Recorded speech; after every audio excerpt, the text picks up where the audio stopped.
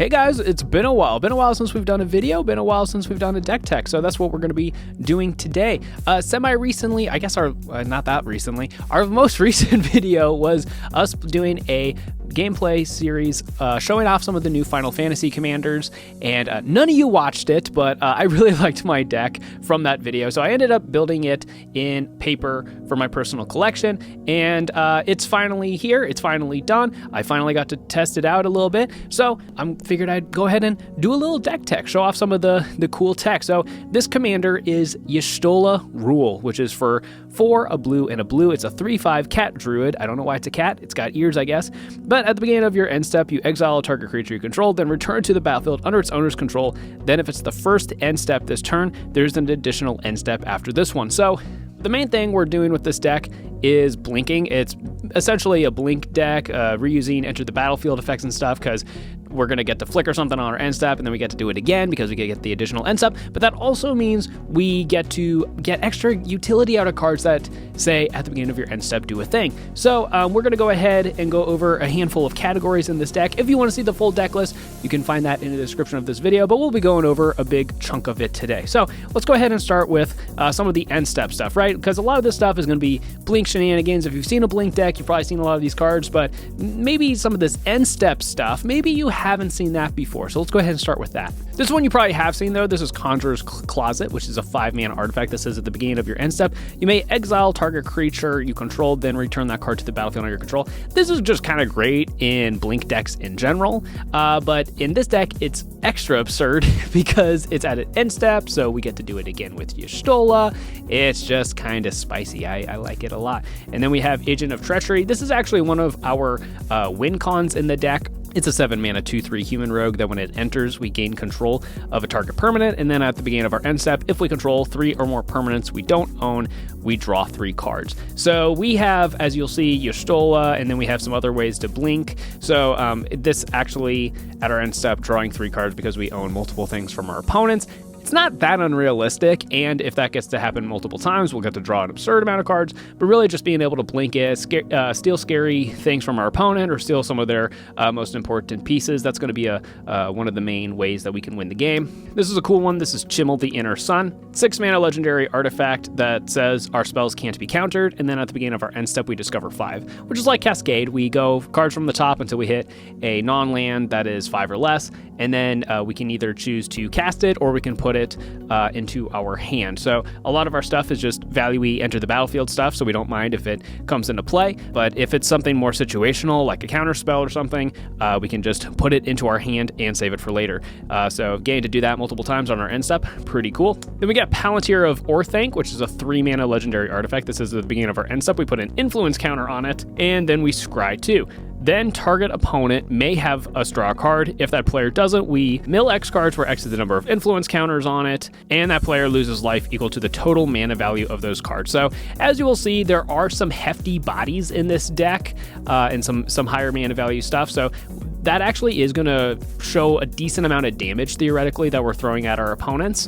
But also it's just kind of fun. I don't know if it's like the most synergistic card to have in a blink deck, but as far as like getting extra end steps, that one is pretty cool. All right, this is the newest addition to the deck. I just decided to add it yesterday, but this is Feywild Caretaker. It's a 5-mana 3/4 orc wizard that when it enters the battlefield, we take the initiative. So it's kind of like gonna get passed around like the Monarch, but it's a dungeon, so we can journey through, get small incremental value here and there. And then at the beginning of our end step, if we have the initiative, we create a 1/1 blue fairy dragon creature token with flying. So it's gonna give us some more bodies on our end step, and we're going to get to go through the Undercity a little bit, which is a nice little bit of extra value. And then last thing that's really end step mattery is Baron Talarian Archmage, which is a 3-mana 2/2 that when it enters the battlefield, we get to bounce something, either a creature or a planeswalker. And then at the beginning of our end step, if a permanent was put into our hand from the battlefield this turn, we draw a card. So Baron's really in here for the bounce effect, and it's sort of removal. We can bounce something of our opponents, but if we choose to bounce our own thing, we get to draw cards on our end steps with Baron, which obviously good when you get extra end steps. You can draw multiple cards, and that's not even the worst thing to do in this deck because so much of our stuff is enter the battlefield triggers and stuff, so we get to do it again essentially, or if we know a board wipe's coming, we can save our most important creature or whatever. So the reason it's in the deck is for bouncing our opponent's stuff, but if we need to bounce our own things, it's nice to have that option. All right, let's talk a little bit about, we'll go through this next pile pretty quick because I think most of you are going to get the gist of what's going on here.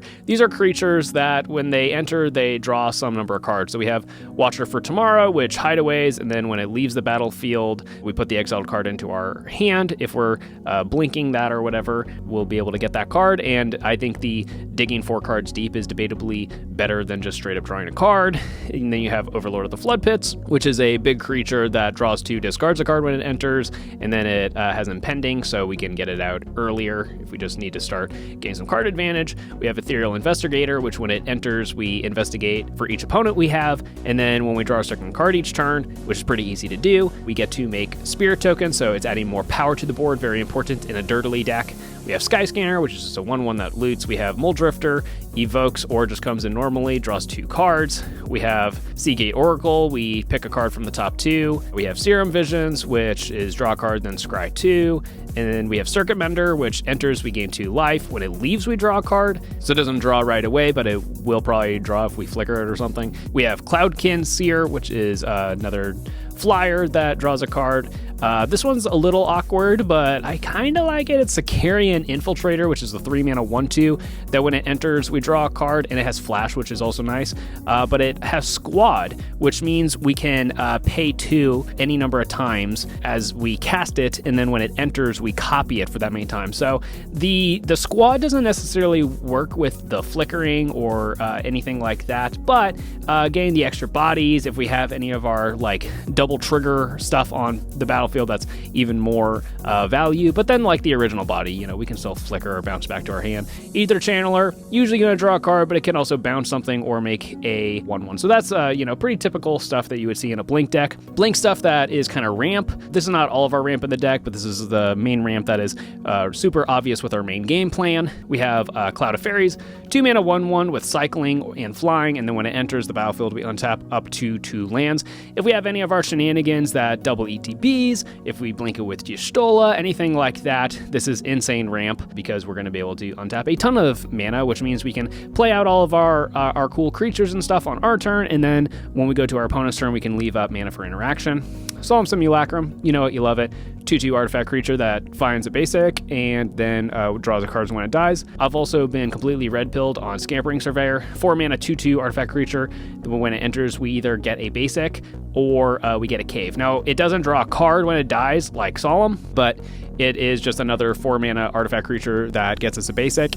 And we do actually have a couple caves in this deck, so we'll talk about that later when we talk about caves. And then this is a pretty cool one. This is from Edge of Eternity, so it's a newer card than when we filmed our video playing off these Final Fantasy decks. But this is Dauntless Scrapbot. It's a 3-mana 3/1 robot artifact creature. Then when it enters, we exile each opponent's graveyard, and then we create a lander token. So this guy's kind of pulling double duty because we're going to be able to keep our graveyards from our opponents offline. Very helpful if there's some kind of graveyard deck at the table, but then also these lander tokens, they're essentially rampant growth on artifact tokens. So pretty cool new addition to this deck. A couple other cool blinky dudes. We have Archaeomancer, which is a 4-mana 1/2 human wizard. When it enters, we return an instant or sorcery card from our graveyard to our hand. There's relatively few hits for this in our deck, but there's quite a few that we would like to have multiple uses of.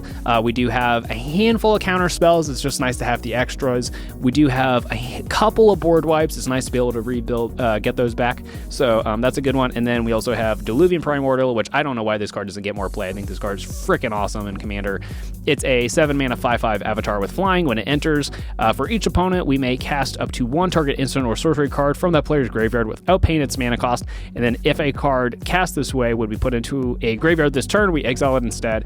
So, if there's removal, card draw, whatever, we get to steal that from our opponents. And I think this card just fairly is pretty sweet, but it's even crazier if you get to do it multiple times. So if you saw our Final Fantasy gameplay, the main card that was in that version of the deck that's not in this one is the Summon Bahamut. I was playing it mostly because I wanted to show off as many Final Fantasy cards as I could, but I actually thought that it would actually be really good in this deck. But the version I would want, which is the extended, or the borderless foil one, it's like $50 or something. I don't want to spend that kind of money right now on this deck. So we'll see. I might pick one up, but I also think the deck might not need it because, as you're going to see, we have plenty of other creatures that enter and kind of act as removal. So we have Mana War. This is a classic 3-mana 2/2 that when it enters, we bounce a creature to its owner's hand. Similarly to Baron, we have it in here to get rid of our opponent's stuff, but we can use it to rebuy our ETBs or protect our stuff.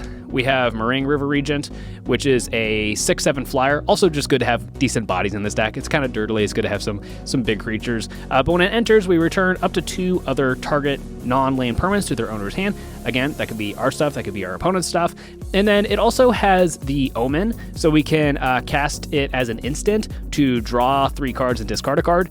We can do that if it's earlier in the game or we just need to find something specific. Then it gets shuffled back into the deck. So that's kind of pulling double duty in this deck. We have Scourge of Fleets. It's a 7-mana 6/6 Kraken that when it enters, we return each creature's our opponent's control with toughness X or less to their hand, where X is the number of islands we control. If you see the deck list, I think there's 29 basic islands in this deck, and then there's 1 non-basic island in the deck, so I believe that's 30 islands in the deck. So pretty easy to have X be high enough to where this is basically going to guarantee that we bounce all of our opponent's stuff. So it's kind of a board wipe in that sense. We also have Phyrexian Ingester, 7-mana 3/3, that when it enters the battlefield, we exile a non-token creature, and then it gets +X/+Y, where X is the exiled creature's power and Y is the exiled creature's toughness. So that's just a good way to remove something problematic, and then we get a decent body out of it as well. Because theoretically, the thing we exile is a big scary creature, so this should now be a big scary creature. Vanilla, but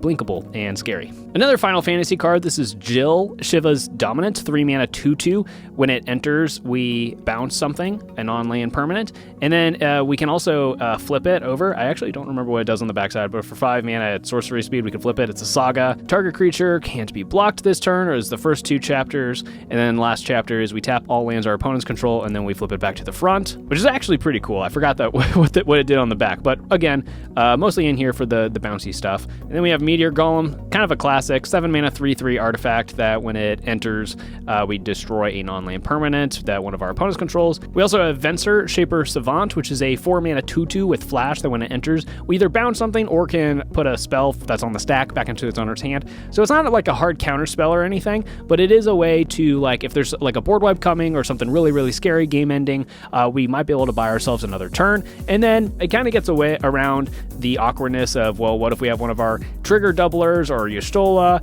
It can just bounce things that are already on the board as well. I think this is probably the best one of our creature removals. This is Amphimutineer, which is a 4-mana 3/3 that when it enters, we exile up to 1 target non-salamander creature. That creature's controller creates a 4/3 salamander warrior creature token, and then also has Encore for 6 mana, which means we can exile it from our graveyard and get a copy of it for each of our opponents. So I actually think that this should just be in more blue decks. I don't see it as often as you would think, but great in blink decks and decks that care about ETBs especially. And then this is kind of awkward to put in this slot, but 3 steps ahead. It's a counter spell essentially. It's got the spree mechanics, so for 1 mana it's an instant that we can pay an additional 1 and a blue to counter something, but we can also pay an additional 3 to create a token that's a copy of an artifact or creature we control. So you don't want to blink your tokens, but your tokens are going to get the ETBs of stuff that you copy, so we're going to have a bunch of extra bodies that have cool ETBs and stuff. So I put it in this category because, well, it's kind of a counter spell, it's kind of removal, so that's why I have it in this category. Or we can pay 2 to draw 2 and discard a card. So I really like these spree cards. 3 steps ahead might be my favorite of the spree cards. It's at least the one I've played the most, but it's definitely been an overperformer. All right, next up, let's talk about cards that let us reuse enter the battlefield. So Y'shtola is 6 mana, and what I've already come across is that if it gets removed once, it's really hard to get it back out. So we want to have other things in the deck that reuse enter the battlefield effects and not fully have to rely on our 6-mana commander. So we have Panharmonicon, mine signed by Saffron Olive, which is pretty fun. If an artifact or a creature enters the battlefield under our control, it triggers an additional time. So that one's kind of the classic, kind of the default. Then we have Thassa Deep's Dwelling, which is a 6/5 legendary enchantment creature god with indestructible, but it's not a creature unless our devotion to blue is 5 or greater. And then at the beginning of our end step, we get to flicker something. And then the last mode is the one that people don't think about, but it actually has come up already for me in this deck and other decks I've had in the past, which you can pay 4 mana to tap something down. And then there's Virtue of Knowledge, which is a 5 mana enchantment that says if a permanent entering the battlefield causes a trigger ability of a permanent you control to trigger, that ability triggers an additional time. Very, very cool, but importantly, it also has this instant as an adventure for 1 and a blue, Vantress Vigilance, which copies a activated or triggered ability you control, and you can choose new targets for the copy. So it's a way to get a one-time shoot off of an extra triggered or activated ability. The main thing is obviously all of your enter the battlefield stuff, but there's a couple other things in here that I might circle back around to. There's some neat little goofy things you can do with that. And then we have this crazy looking Duskmourn card. I think this card looks freaking sweet, but it's Mirror Room and Fractured Realm. Mirror Room is a 3 mana enchantment. This is the room, so you cast one side and then you can unlock the other side later.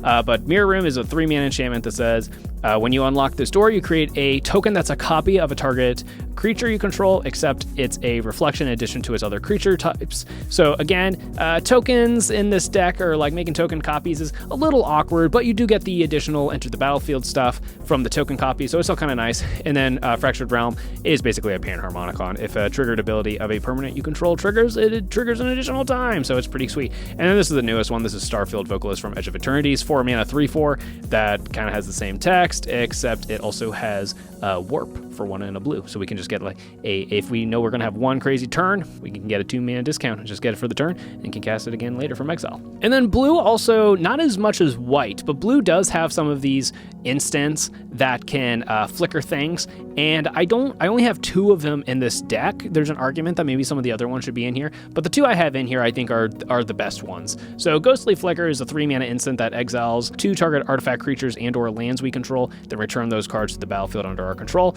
So I like this one because it can hit multiple things, not just creatures. It can also hit artifacts. It can also hit lands. So I find that this one especially is just really good at just protection. It can fizzle like a targeted removal spell, and then obviously we get to rebuy or enter the battlefields. And then Teferi's Time Twist I think is actually the best one as far as protection goes. 2 mana instant that we get to exile target permanent we control, any permanent, not just creatures, and then we return that card to the battlefield under its owner's control at the beginning of the next end step. And then if it entered the battlefield as a creature, it enters with an additional +1/+1 counter. So because this one comes back on end step, I think this one's the best one for protection. All right, so like I've said, and as you've kind of gathered, this is a very dirtily deck. So you might be asking, Morgan, how does this deck win?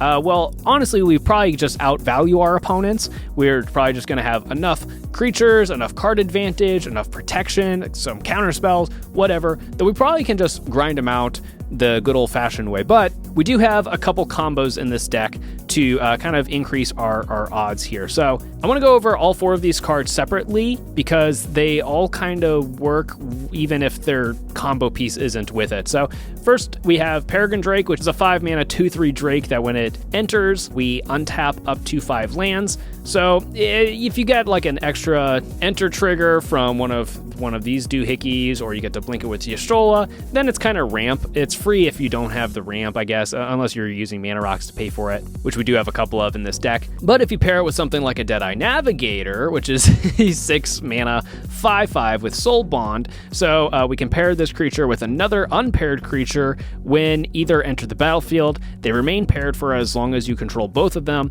When it's paired with another creature, each of those creatures you can pay 1 and a blue to exile this creature, then return to the battlefield under its control. So Deadeye Navigator is just good in this deck in general because it lets us rebuy enter the battlefields theoretically repeatably forever, which is very, very nice. But in the pairing with Peregrine Drake, you pay 2 mana, flicker the Peregrine Drake, and then get 5 mana. So you actually get infinite mana here. That doesn't win you the game by itself, but that should set you up to probably win the game. And then the other 2 cards here that are parts of combos, we have Machine God's Effigy, 4-mana artifact that when it enters, it can enter as a copy of a creature on the battlefield, except it's an artifact that has tap to add a blue, and then it taps in, adds a blue mana by itself. So it's a mana rock that gets to become a copy of something. And it doesn't have to be one of our things, it could be one of our opponent's things as well. So honestly, just a really sweet card in of itself. But then we have Astral Dragon, which is a 8-mana 4/4 dragon with flying that when it enters the battlefield, we create 2 tokens that are copies of target non-creature permanent, except they are 3/3 dragons in addition to their other types, and they have flying. Again, both of these are cards that probably would go in this deck anyways, even if they didn't combo together, but basically they copy each other, you make infinite 3/3s, and then if there's some kind of haste enabler on the board, we don't have any haste enablers in our deck, but if someone has like a Concordant Crossroads or something and everything has haste or whatever, then this will win the game. Or we do actually have to end the chain because they'll just go back and forth, and then the last time it actually has to target something else. So maybe someone else has a haste enabler that we can end the chain on, and then we do have haste and can just win right there. But basically, even if we don't have the haste, we have near infinite 3/3 flyers that we will win the game with next turn, assuming we can get it back around to us. So those are the main cards that win us the game. I mentioned earlier that there are a couple board wipes in this deck. These aren't the only ones, but I think these are pretty cool. This is Consuming Tide, which is a 4-mana sorcery. Each player chooses a non-land permanent they control, then return all other non-land permanents not chosen this way to their owner's hand, and then we draw a card for each opponent who has more cards in hand than us. Now, we actually draw cards pretty well in this deck, so I don't know how often this really is going to draw you many, if any, cards, but the option's nice, and at 4 mana, it's a pretty decent board wipe. Your opponents are going to get to keep their scariest thing, but in the event that they just have a lot of things we're worried about, then this helps clear things out a bit. And then we also have Flood of Tears, 6-mana sorcery that returns all non-land permanents to their owner's hand, and if we bounced 4 or more non-token permanents this way, we get to put a permanent from our hand onto the battlefield. So there's a way in which this is ramp. We get to rebuy all of our scary into the battlefield stuff. All sorts of fun shenanigans get into with that one. And then there's a couple other just kind of neat cards that I wasn't really sure where to put that I want to show off a little bit before we wrap things up with the mana base. So there's Dowerport Mage, which is a 2-mana 1/3 frog wizard. Awesome type line. Whenever one or more other creatures we control leave the battlefield without dying, we draw a card. This is going to be happening a decent amount in this deck. But we can also pay 1 in a blue and tap it to return another target creature we control to our owner's hand. So even if we don't have like Y'shtola or something to get that card draw by itself, it'll get the card draw by itself, and it's a good way to protect something important on our board. We also have Skyclave Relic, which is a mana rock that's for 3 mana. It's indestructible. It taps for 1 mana of any color, but it has kicker. So if we pay the 3 for the kicker cost, it enters with 2 tapped tokens that are copies of the Skyclave Relic. So if we have one of our things that copies anything, so I think, do all of these let artifacts? So this one works for artifacts, this one works for artifacts, that one doesn't, that one works for artifacts. Okay, yeah, so most of our doublers also work with artifacts. So that would mean that if we have one of those in play, when we get this, we'll actually get 4 tapped Skyclave Relic tokens. So that's actually kind of crazy. It's a good way to kind of scale into the late game. You're spending a lot of mana up front for this ramp spell, but that means that in future turns you'll have absurd amounts of mana. And because it's indestructible, outside of a farewell or something like that, you have a decent chance of keeping it around. And then this is, I've been kind of red pilled on this one too, at least in mono blue. This is Retraced Image. It's a sorcery for 1 blue mana that says we reveal a card from our hand, then put that card into play if it has the same name as a permanent in play. So like I said, I think there's 29 basic islands in this deck. So, we play an island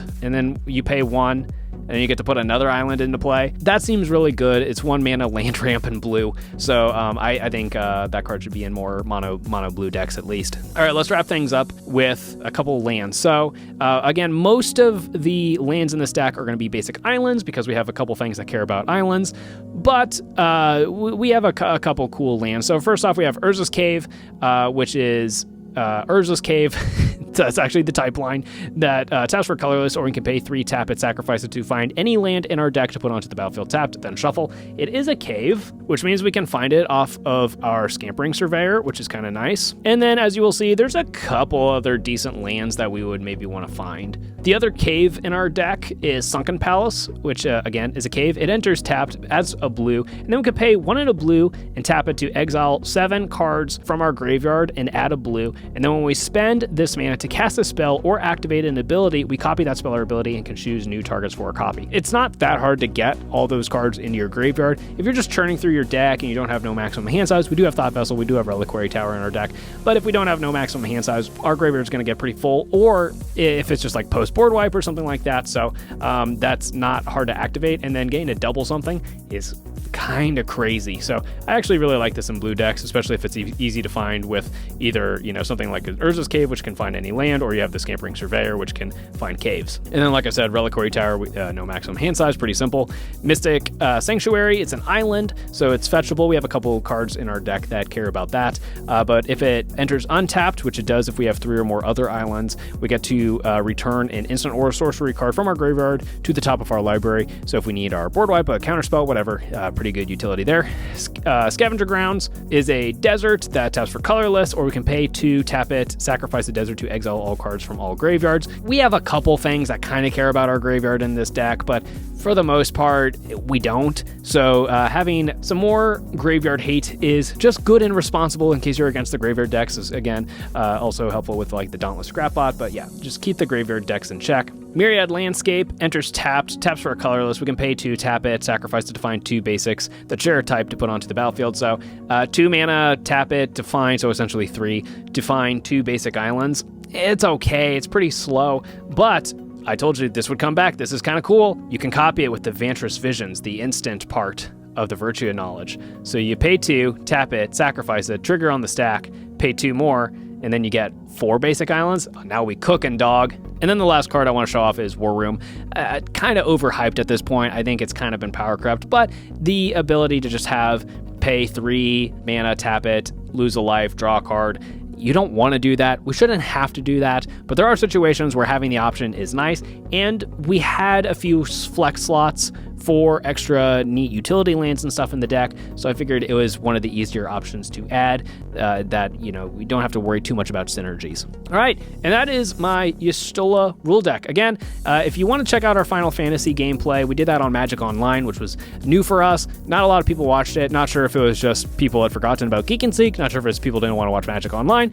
Either way, we tried that because we really wanted to keep making gameplay. It's been a long time since we've made gameplay, and we thought it would be an easier way. It was easier, much faster to edit, but I loved playing this deck on that video. You can check that video out if you would like to see it in action, but made quite a few changes. I'm really happy with this deck. I'm happy that I finally got it in paper and got to jam it with my friends, and they got to see it last night, and they all thought it was really cool. So yeah, let me know what you think about Y'shtola Rhul, and if you've checked out the deck list in the description, you think there's anything really cool that I should have added, maybe something I forgot about, maybe something I haven't seen before, let me know in the comments. And yeah, we will be back hopefully sometime sooner than this break for more Magic the Gathering stuff. So love you guys. I'll see you later. Bye.